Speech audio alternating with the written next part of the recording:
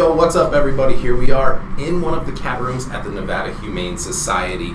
We're here with Kimberly. Now, Kimberly, I want you to tell us your background and what brought you to the Nevada Humane Society. Sure. I've always had a love for cats, and I'm kind of smiling because they're running around, they're checking out everything as we do this, which is always kind of fun. Yeah. And that's why we love these rooms. But I've always been an animal person. I mean, from the day I was born, my parents had pets within our family.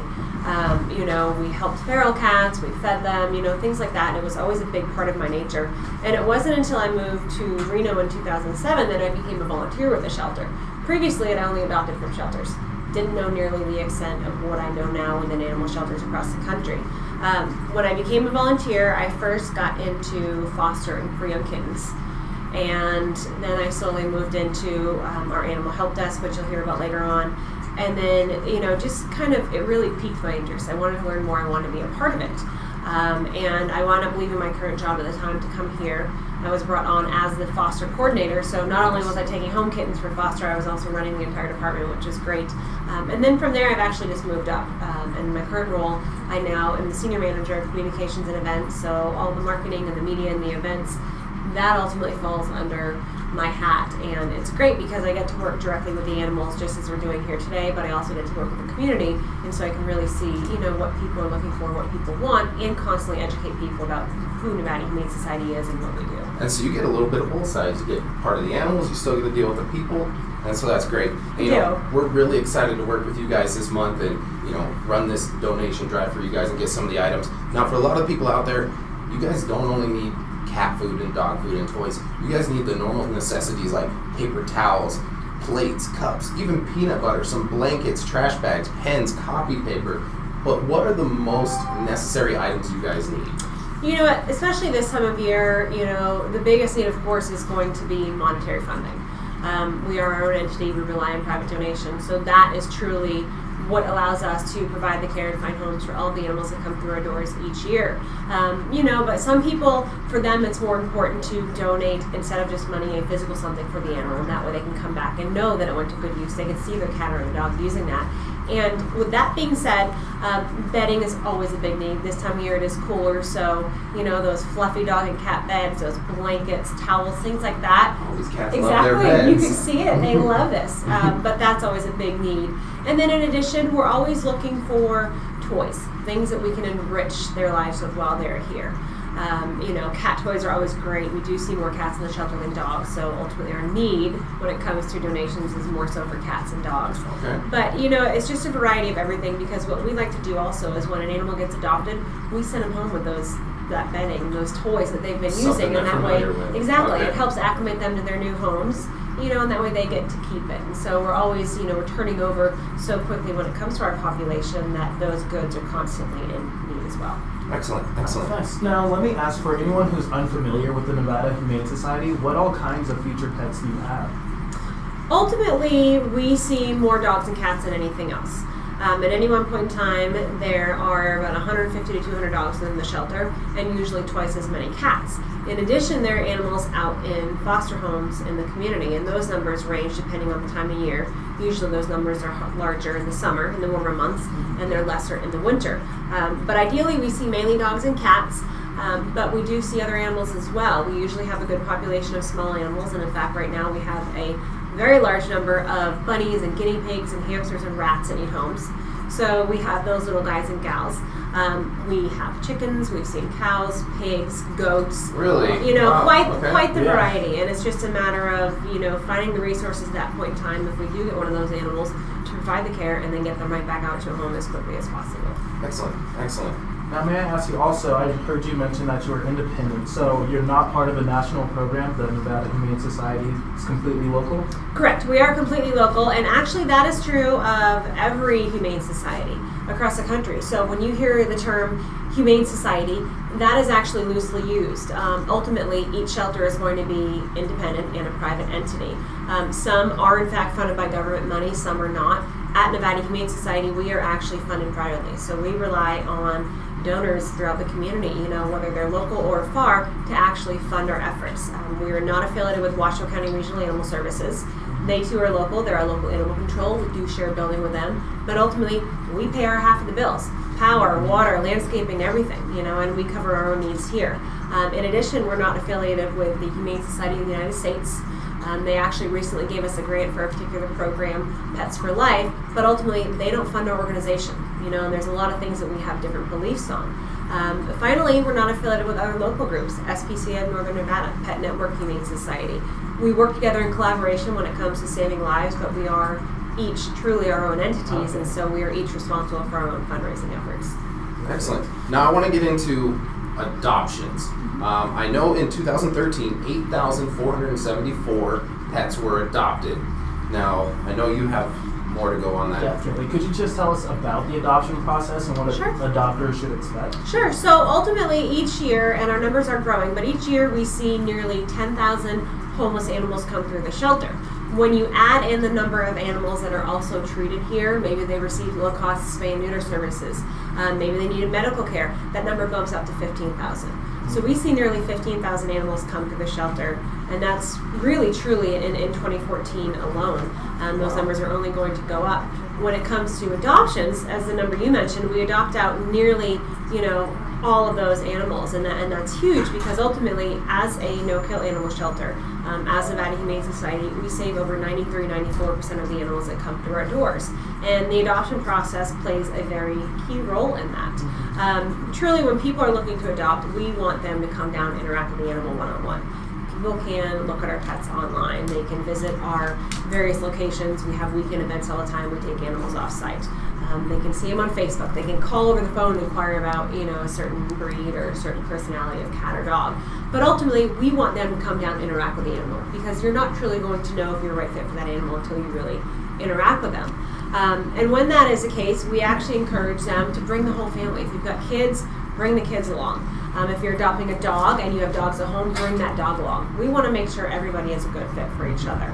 And ultimately, the process begins when they first walk through the doors. They start scouting out all of our great animals for adoption. They're going to find one or two that they're going to fall in love with, and then we actually take them into visitation rooms. They can spend some one-on-one time with the animals. Assuming they fall in love, Definitely. That's when they actually go talk with our adoption counselors, and there's a brief application they fill out, and we sit down with them and talk to them about everything from, hey, here's what we know about your pet. This is what you can expect when bringing your pet home. This is how we recommend you introduce your new pet to your current pets. Things like that. We go over all of that with the adopter so they know what to expect overall. And we really work to build a relationship with them because ultimately we want them to continue to adopt. We want them to tell their friends to adopt. And we want that fit between them and their new cat or dog to be a lifelong match. Exactly, and that, is the most important thing, a lifelong match. Make sure this is a commitment you're willing to make for the life of the pet. Now, continuing with adoption, you currently have a promotion, Home for the Holidays. Tell us about that. Home for the Holidays is actually a national pet adoption drive, and it started back in 1999. And the goal was to raise awareness for pets and to get pets out of shelters into homes during the season of basically love and giving. And this was actually started by Helen Woodward Animal Center in San Diego by Mike Arms. And since then, millions upon millions of animals have been saved.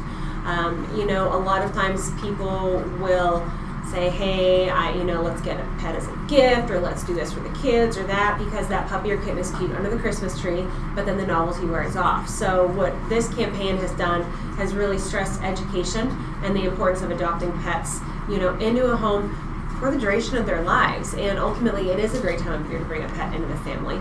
And for those people that are looking to give a pet as a gift, and I say that again loosely, we actually at Nevada Humane Society, we offer gift certificates for pet adoption, so that way people can come in and pick their own pet. Okay. You may know each other extremely well. You may have spent your whole lives together, and you may think that you know what kind of animal he wants, but you might actually not, and so we would give you a gift certificate so that he can actually come down and choose his own pet. And so Home for the Holidays started November 21st. and it goes through January 4th. And our goal here at Nevada Humane Society is to adopt 1,000 pets into loving homes. So far, we've already reached over half of that goal. I'm really confident those numbers will continue to grow. And truly, you know, it excites us to know that these pets are truly going home for the holidays. We're making a good match with that family. They'll be there. This will be their first holiday season at home, and then they'll have every year thereafter. Excellent. And you also have Lights of Love going on now. And I know that's a $10 contribution, and you can either honor your pet or remember your pet. So tell us more how that works. Sure. Lights of Love is a fundraiser for homeless pets, and ultimately it has changed this year. In previous years it was $10. It is now in fact $20. Okay. And what it does is we have lights lit around the shelter, around Legends at Sparks Marina. We've got a tree out at Summit. We've also got lights at our Carson City location. And each of those lights represent an animal, whether that animal has passed on or whether you're honoring an animal that is currently still with us. We ask people to make a contribution. That contribution then benefits the homeless pets still here at the shelter, just like all these cats around us right now. And then that light is lit in honor or memory of the pet.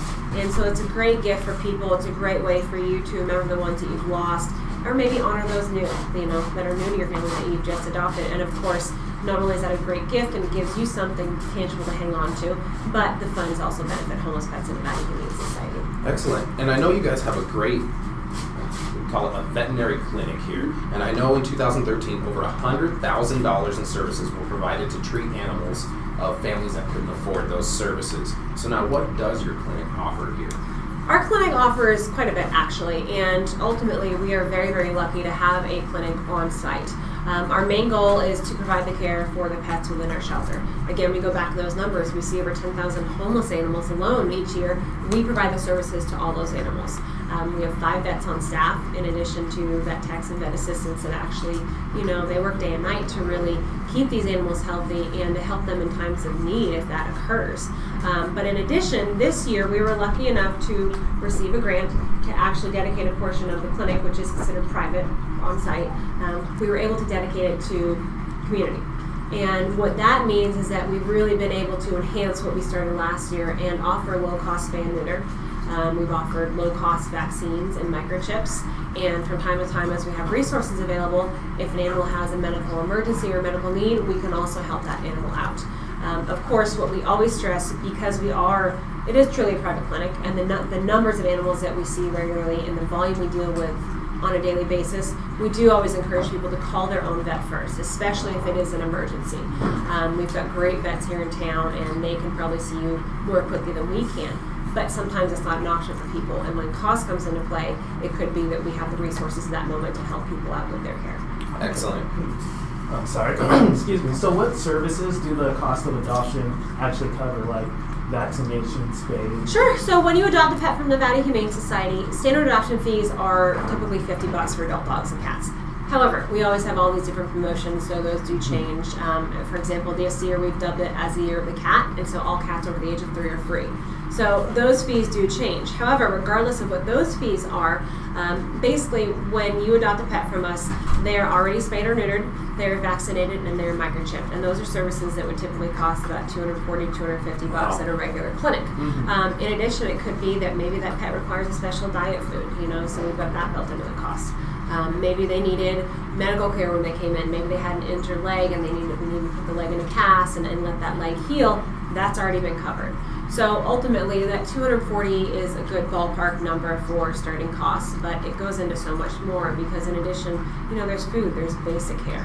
Things like that come into play. So ultimately, even at the $50 adoption fee, you're getting a lot of bang for your buck. Not only are you getting a great companion and saving a life, but you can really say that your money has gone a long distance with providing care for that animal. Excellent. Now, coming up in about a week and a half, a great little event you have. Pictures with Santa for your pet. Tell us about that. This is one of our most fun events, I think, all year. And it's not like our typical big fundraisers that we host. Well, hi.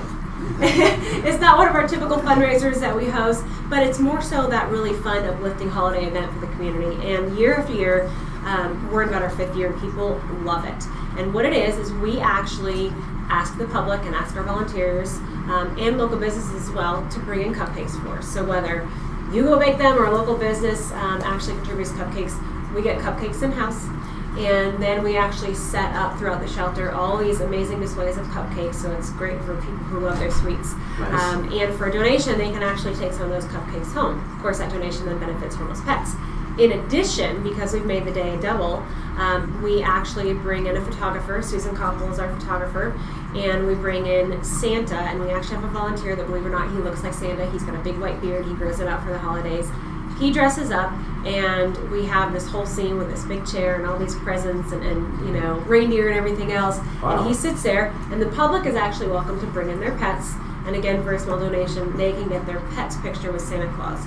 We look at it, animals are our family, animals are our kids. Just like people have human kids, they take them for pictures with Santa. We think, you know what, why not bring your animal in, get a photo with Santa. So ultimately, Cupcake Day and Santa Paws is a great event. It not only raises funds for the pets, but it brings in so many great people to the shelter, and it really helps raise awareness overall for the entire cause.